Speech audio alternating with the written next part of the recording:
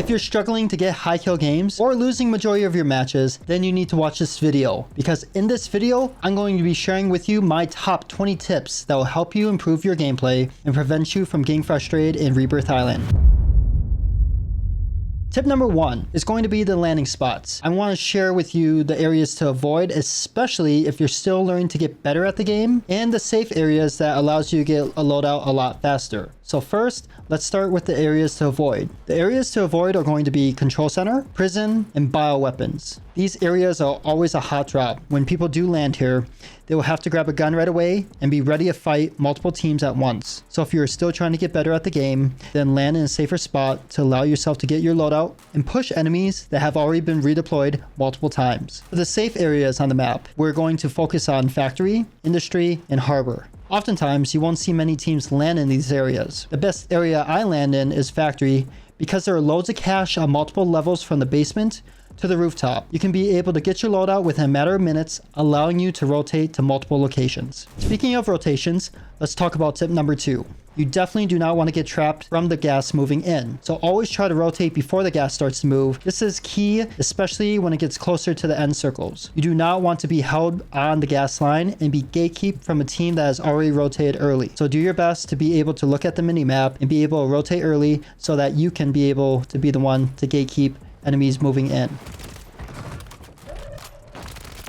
Tip number 3 is something that I've seen a lot of players don't actually do, which is picking up weapons. When you pick up a gun and you receive its gun animation, it actually stalls, and oftentimes you won't be able to cancel it during that animation process, or it takes too long and oftentimes you'll get gunned down before you're able to react towards an enemy. So in order to remove the animation, you want to be able to double press the weapon swap button or YY so you're prepared to take on a fight.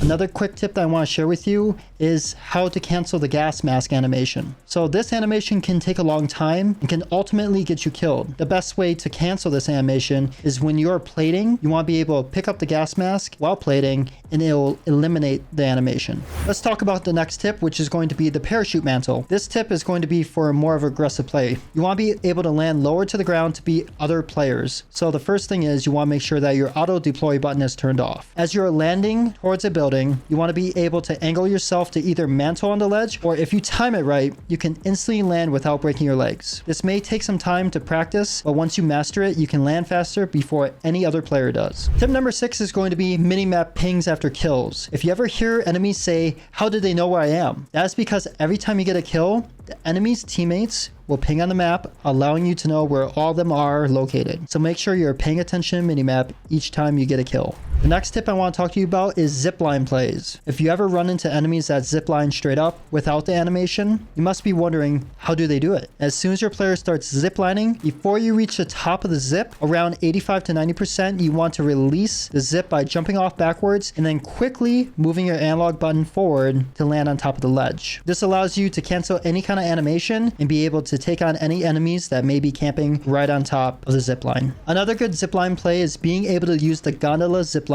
without being in the gondola. This can help you rotate faster or get yourself in a better position if you're being held out by the gas. That was actually pretty cool, I'm not gonna lie. You just gotta be careful to watch out for the gondola coming up or down because it will cancel the zip animation. The next tip I want to share with you is using equipment, either lethal or tactical. Whenever you see equipment on the ground, you want to be able to use that to your advantage. This includes claymores, proximity mines, suppressor mines, etc. Using tactical equipment can be very beneficial, especially preventing enemies from pushing. In this clip, after killing an enemy, I saw 2 enemies that were very close by on the minimap. I was able to throw a gas grenade to make sure that they couldn't push and allow myself to reset before fighting the other enemies. Tip number 9 is going to be shouldering. You may have heard this term before. Shouldering is moving left or right behind cover to gather information as far as seeing if enemies are looking or pushing towards your way. Shouldering can also help you while you're plating or reloading. This is also beneficial because you're only showing a small amount of your body to prevent enemies from beaming you. Your reaction time is very important in order to win gunfights and have good pace for a high kill game. Reaction time to loot allows you to rotate faster to find more enemies, as well as having a fast reaction time to shoot enemies first before they can react to you. This is what I mean by fast reaction time.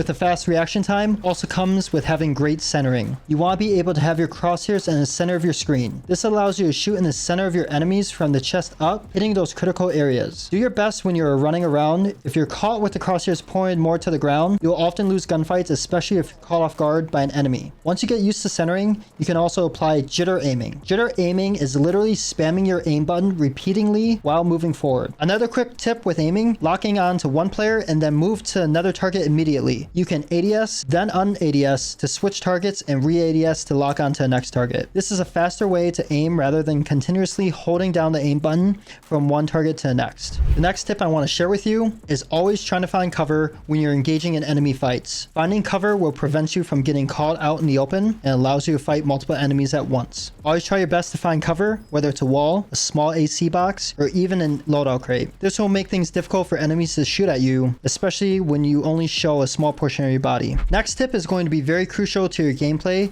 especially when you're fighting multiple enemies. During gunfights, you'll lose plates in the process. While you're rotating, you will always want to make sure you're plating while running at the same time. This allows you to get into gunfights quicker or be able to fully get played before re-challenging a fight. You'll often see pro players sprint while plating when they're fighting multiple enemies at once. This is key to prevent yourself from being caught off guard with no plates and ultimately being knocked. When fighting multiple enemies at once, apply the 3 R's to your gameplay: reload, replate, and relocate. This tip has helped me out in so many situations, especially in Rebirth quads when I'm fighting 2 teams or more at once. I will constantly be reloading and replating while sprinting, and I'll rotate to catch enemies off guard. Having good movement in Rebirth is going to be an advantage. Slide canceling and bunny hopping can help you win more gunfights compared to just standing in one spot and hope to knock the enemy before they knock you. When you slide cancel or bunny hop, it makes it more difficult for enemies to shoot at you. And another reason why good movement is important is because you may have to challenge enemies without any plates on. With good movement, enemies won't have as strong of an aim assist on you, and it's also key when fighting more than one enemy at once. Once you master good slide canceling and bunny hopping, you'll win more gunfights and help you get yourself higher kill games. Some of you might know this next tip, but if you have the Mountaineer perk equipped, you can use any drone zip and land without breaking your legs. This is very beneficial, especially when you need to land fast to fight a team. A perfect example is zipping at the bottom of harbor and getting to the top of prison. I often run into enemies on top of prison when I zipline from harbor, as you can see in this clip. This next tip I'm going to show you is breaking cameras. You may have heard this term before and may have even gotten your camera broken. What this term means is you're able to move fast, oftentimes around a corner, and you're in an enemy's gaming screen for a split second before moving off their screen. This catches them off guard and ultimately breaking their camera. In order to properly break enemies' cameras, it's all about the timing. In this clip, you can see that I'm listening for enemy footsteps and timing it to slide towards them to catch them off guard. Another clip is I get shot in the back here and I'm able to move around the corner for cover and quickly jump out at the right time to break their camera. Once you get the timing right, you'll be able to break cameras like a pro. The next tip I'm going to share with you is knowing when to push multiple enemies at once. What I often do is try to knock at least 1 or 2 enemies at long range for 2 reasons. The first reason is I'm now only facing 1 or 2 enemies that are still up, and the second reason is that the enemy teammates may be panicking to revive their teammates, allowing you to push before they can complete the res or re-knock the enemies before they can plate. The key thing to remember is to not hesitate when pushing. Every second you hesitate allows the enemy to reset and oftentimes stack you all at once. One of the top tips I want to share with you is audio. Listen carefully in the clips I'm about to show you.